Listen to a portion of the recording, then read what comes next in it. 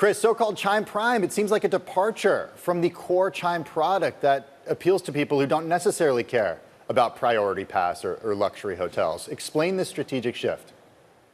Well, we think it's a natural evolution for our company. And by the way, thanks for having me today, Tim. It's great to see you.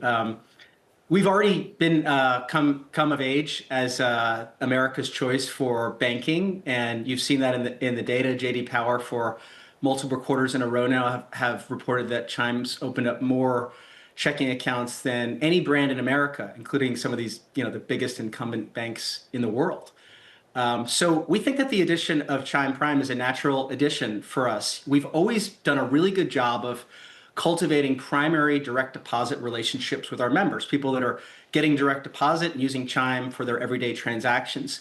What we realized is that we weren't doing enough to reward members who either had the capacity to or were already awarding us with large amounts of deposits. So with Chime Prime, if you give Chime a $3,000 total direct deposit over the course of a month, we unlock 5% cash back on the Chime card, which is a secured credit card.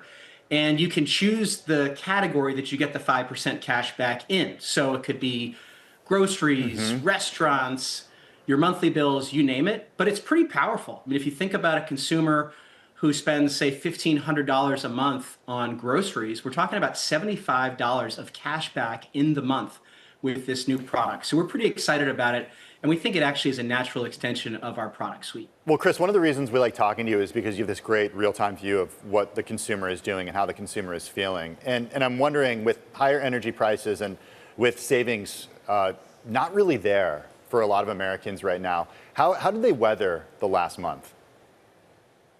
Well, as we've reported the past few quarters, there's been certainly a lot of understandably uncertainty and some would say some doom and gloom as it relates to the state of the consumer. But as we've reported the past few quarters, we're seeing a steady, resilient consumer that continues to increase their spend across the categories of both discretionary and non-discretionary spend. We see saving account balances continue to stay at a high rate, and we haven't seen any uptick in unemployment. So I think across all of those areas, we see a healthy consumer.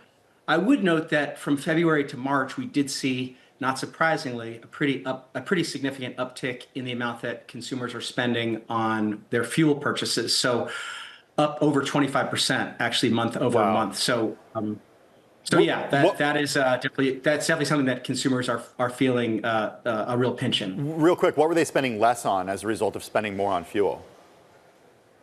Well, we have not seen any sort of downdraft in spend at all. So we're continuing to see an uplift across all the regular sort of everyday categories. About 70% of our spend is on non-discretionary. So that's one of the sort of really positive things about our business models, that whether the economy is sort of up or down, people are still buying groceries and paying their monthly bills and paying their mobile bill and all those sorts of things. So so nothing's changed on that front. I think it's fair to say that a lot of CEOs see this environment as a much friendlier regulatory environment in different industries. Why would you, a non-bank, still believe that not pursuing a bank charter is the best move in this environment?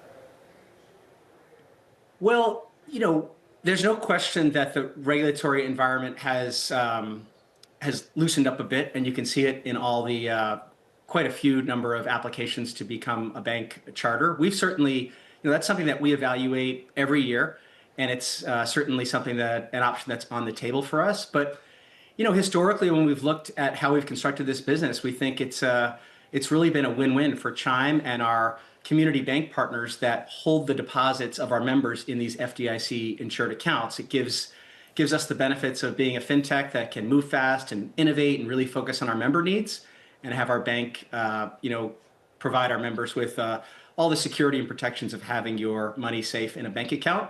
Certainly as the market changes, we will reevaluate that, but we don't have any plans to announce in the short term on that front.